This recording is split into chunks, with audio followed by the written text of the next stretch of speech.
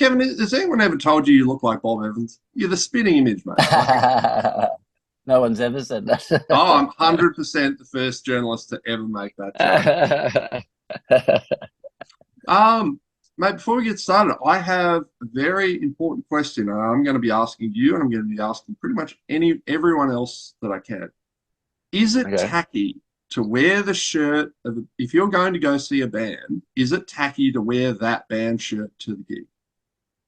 Yeah, see, I've heard this question. I know people have got strong opinions about it. I I don't I think it's totally fine. I mean, I just think it's one of those things that like I thought people were supposed to be free to just do whatever the fuck they wanted. I mean, No. like, like what a stupid rule. Um, so why would it be tacky to like? I don't understand. I mean, I wouldn't. The only rule around merch that I have is I've never gone out in public wearing my own merch. Um, and that's just a personal choice. I don't care what other people do. So yeah, I mean, I think it just comes down to personal choice. If you feel weird wearing the band t-shirt of the band that you're going to see, well then don't wear it. But like, who fucking cares? Like, I mean, you know, it's supposed to be fun. What looking back on Jebediah's history, how do you think Perth's remote list kind of affected the band? I maybe how it sounded, or maybe the kind of things that were influencing, or how easy it was to gig and tour. Yeah, I mean, there's a lot there. I I do think that, and it's different now because with technology, the world has gotten smaller, and I don't think Perth is as isolated as it used to be, even though geographically nothing's changed. Um, but at the time, I do think it had an effect in that you were able to develop when you first started out playing shows. You had that sort of space to develop without being under the watchful eye of the industry.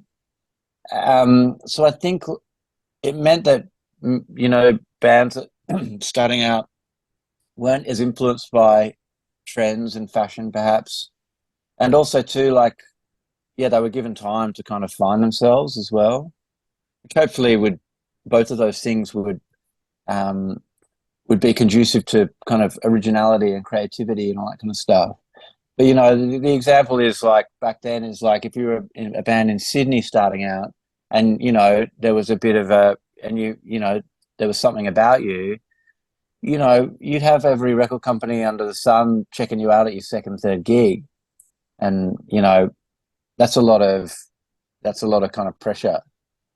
Um, Whereas in Perth, yeah, that didn't exist. So I think that kind of, and also too, in terms of the community in Perth as well, like there was a good sort of tight knit and supportive community in Perth because we couldn't really afford to be competitive against one another.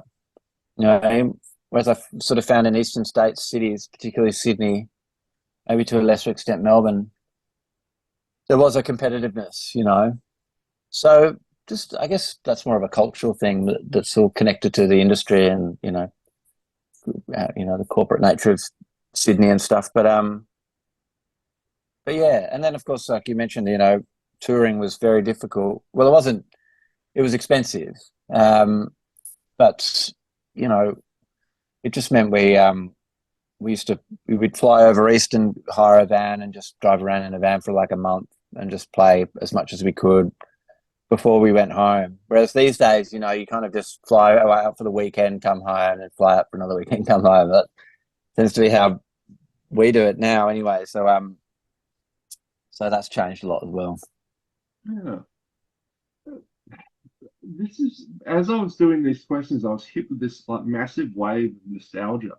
I remember there was an ad when Slightly Odway came out. There was an ad promoting it of a woman doing a price check at a supermarket. Do you Oh remember yeah, that at all? yeah, yeah. That was her name was Susan, and she worked at Murmur at our label. Um, I don't know whose idea that advert was. I think we, I think we made a deal. Actually, I seem to remember us making a deal with them with that ad. where we made a compromise because I felt a bit weird about it. But I think we made a compromise where they weren't allowed. They promised they wouldn't show the ad in Western Australia where we lived. I'm, I'm pretty sure the only people that saw that were people who lived in all the other states. I don't think it ever got aired in WA. I think that was the deal we struck, the compromise that we struck with them. Yeah. But quite I a few people bring up that ad actually to this day. So it obviously struck a chord. Yeah, it made it all the way to Tasmania, where I grew up. I remember Teflon. Yeah. Oh my God. Yeah. I don't think I ever really saw it, or maybe I just saw snippets of it or something. But yeah, again, the isolation of WA meant that, like, because there was no, well, the internet was in its infancy, right? But people weren't sharing stuff. So a TV ad that everyone knew about in Queensland or Tasmania that wasn't shown in WA, I mean, there was no way of anybody in WA even knowing that it existed. Because again, that couldn't happen now. Everything's online, so everything's accessible. Well, if you man, if you can find it, chuck it up on YouTube. People will have a laugh. Like, I remember it being quite funny. It's Yeah. yeah. Oh, that's good. What can you tell me? Okay, firstly, how do you pronounce the new album? Is it Oiks? Oiks, yeah. Is that an acronym or? No, it's a. I think it's like a Victorian era English word that sort of means like somebody of kind of you know, class, lower class standing, an oik. Um, do you remember? Did you ever watch the show The Young Ones? Ah, when I was a kid, very young. Well, Like, well, there's a Young Ones scene where gang end up on that TV show University Challenge, a quiz show, an English quiz show for university students, and um, they're representing Scumbag College, and they're up against some Cambridge sort of well-to-do college or whatever, and yes, in that clip they refer to the young ones as oiks, a bunch of oiks. So it actually the sort of history of the name for the album actually comes from, I was reading an interview that Tim Rogers from UMI did, and for some reason I think maybe we were about to go on tour together, and because the interviewer asked Tim about his memories of Jebediah, of like what he remembered about first seeing us or when he first met us or whatever, and he described us as a little gang of oiks, and I'd never heard of the word at that point in time either, so I looked it up and found out what it meant and thought that's a cool sounding word, and it's kind of there's a tradition of Jebediah albums, of just words or the titles of our records have always kind of been a little bit, nonsensical or just strange. So it sort of seemed to fit thematically in with the history of our records as well. So, so and what you're plus, saying it's is, just got that nice story. so what you're saying is that you've named each album in a slightly odd way. Yes, exactly. That's exactly what we've done. The You puns are going know, to keep coming. I warn but yeah, it's just. I mean, our last record was called Kosciuszko. That's not really that unusual. It's actually a really well-known Australian, mountain. But it's a really unusual word. It's a Polish word. I guess that's why it looks unusual in English, because it's got a really unusual Z in it. And then the record before that we called Braxton Hicks, which is a medical term, to do with pregnancy, childbirth. So yeah, Oiks just kind of seems to fit in with that sort of history. Now you guys played a part in bizarrely one of my favorite Australian albums, which is the first Re-Wiggle, and you did Oh an yeah, absolutely because obviously I've had young kids, so the yeah, Wiggles yeah, were a yeah. huge part, and I'm fortunate to be able to call Anthony Field a mate these days, which is rad. Oh, nice. But yeah, your version of Getting Strong is absolutely awesome. How did that come about? I can't remember. But I do remember really digging the version. Um, I think we might have been, we didn't, maybe we've been given like just a small number of songs to choose from. We weren't just given carte blanche to choose whatever we wanted. So we might have been given like three songs to choose from and chose that one. Just, it seemed nice and simple. And um, I think we just finished recording Kosciuszko. So we'd been in the studio for a while, and I think you can really tell with that recording because when we went to make it, we were really on a studio fit. It's been spending a lot of time in there, and it didn't take much time for us to get that happening and for it to sound pretty good.